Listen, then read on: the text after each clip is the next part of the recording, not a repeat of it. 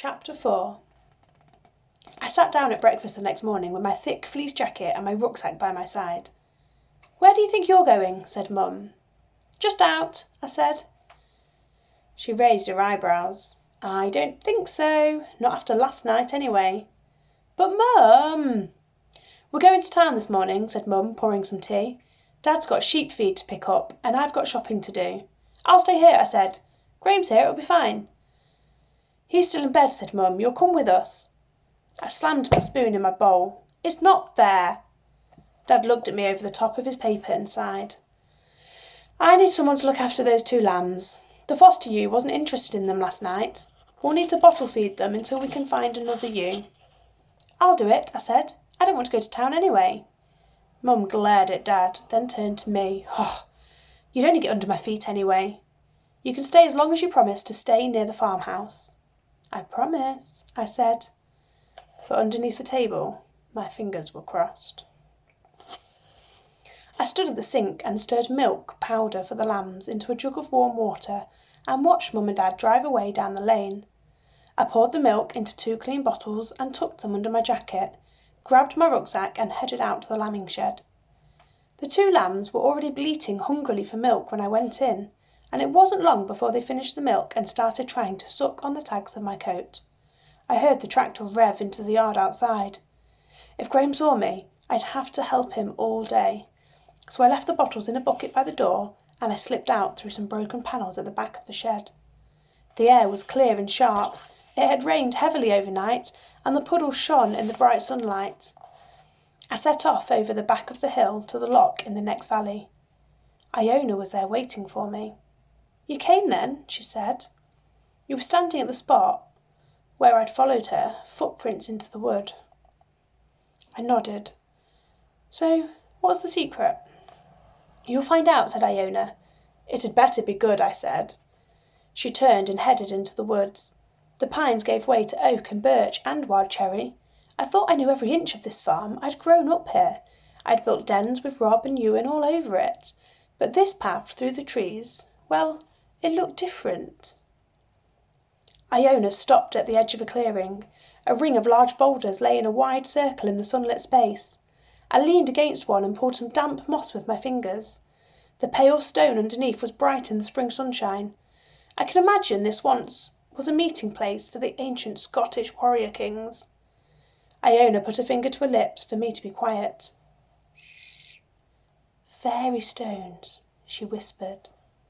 "Fairy stones," I said. "You've brought me all this way just to see fairy stones?" Iona giggled. "Shh. Don't you believe in fairies, Callum?"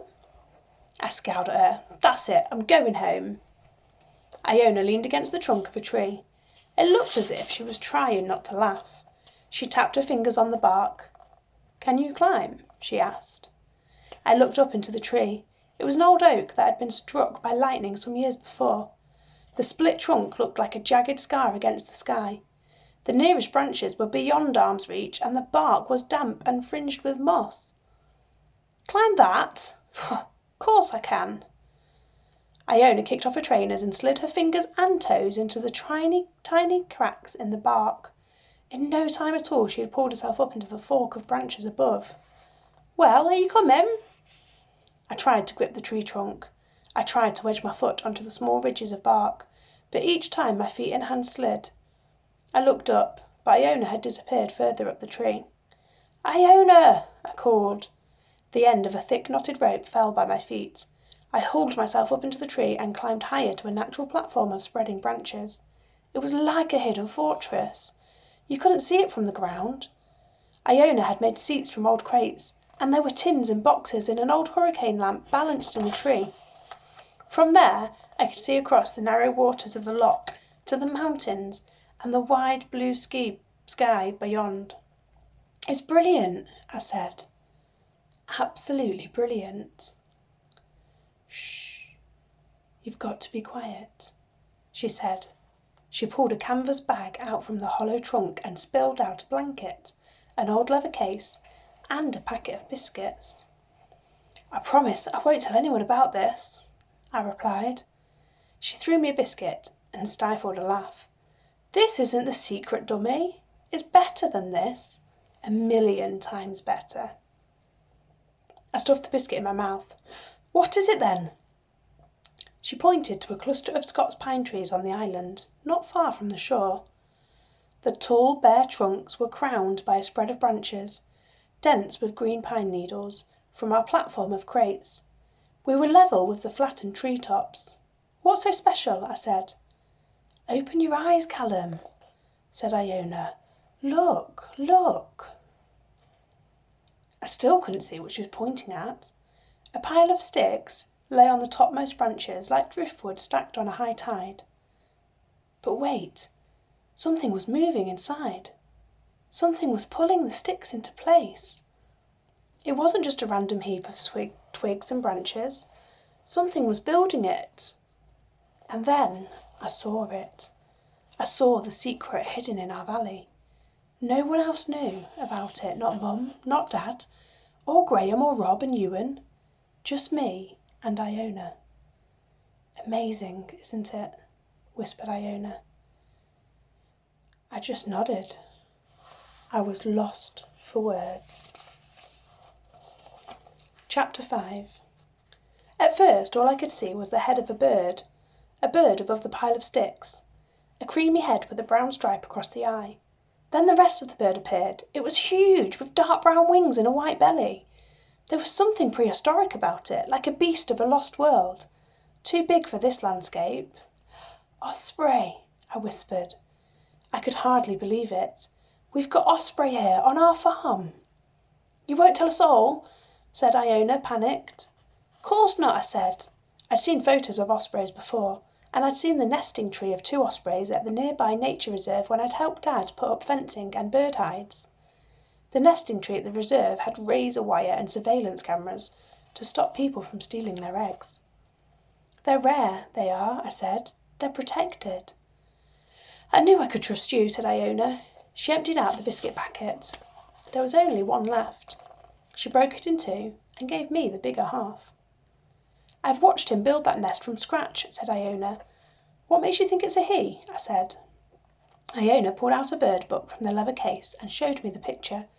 Female ones have got more brown markings on the chest, she said, and he keeps circling up high in the sky and calling.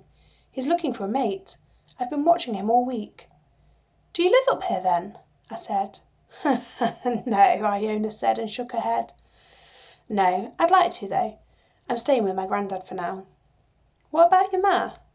I said. Is she here too? Iona frowned. Ma's working. She picked pine needles from a jumper and flicked them in the air.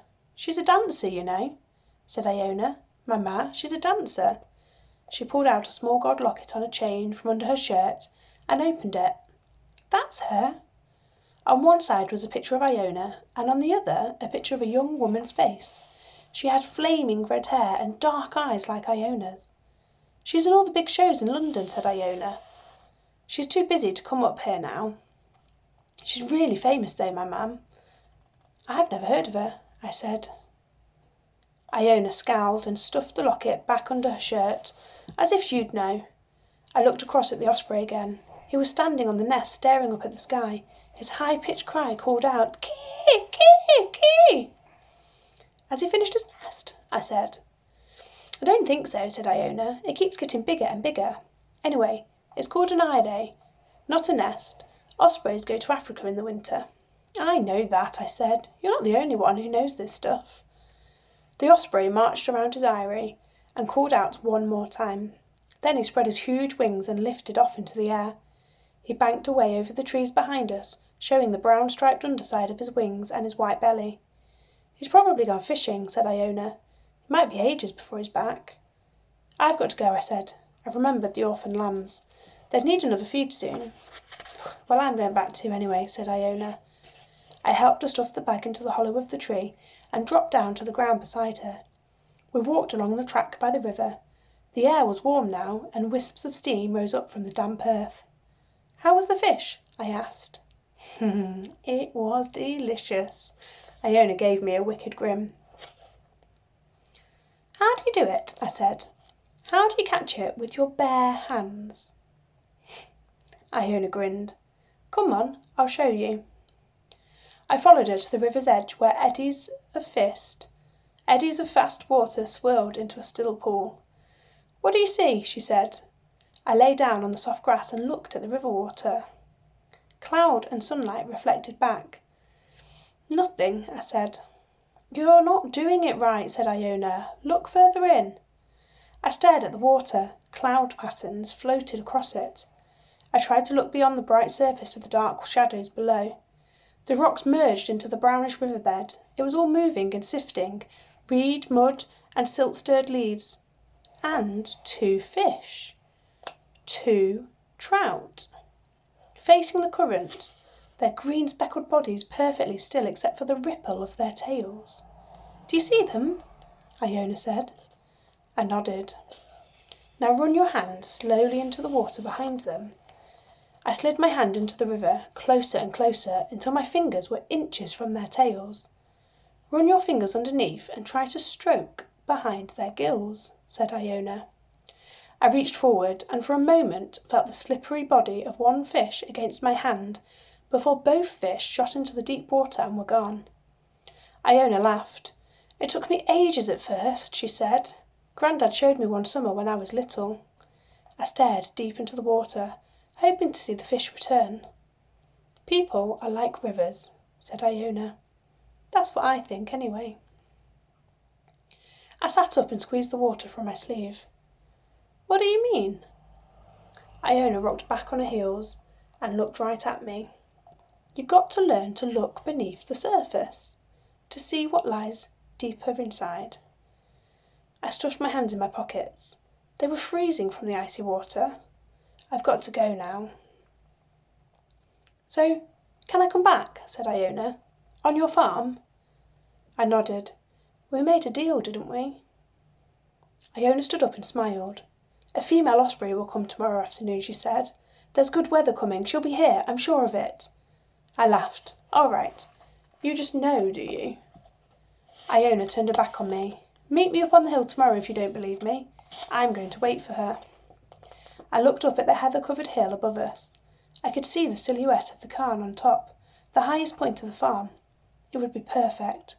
I wanted to see an osprey coming back to Scotland. I wanted to see it with my own eyes. It would be amazing to have ospreys nesting here on our farm. All right, Iona, I said. You're on.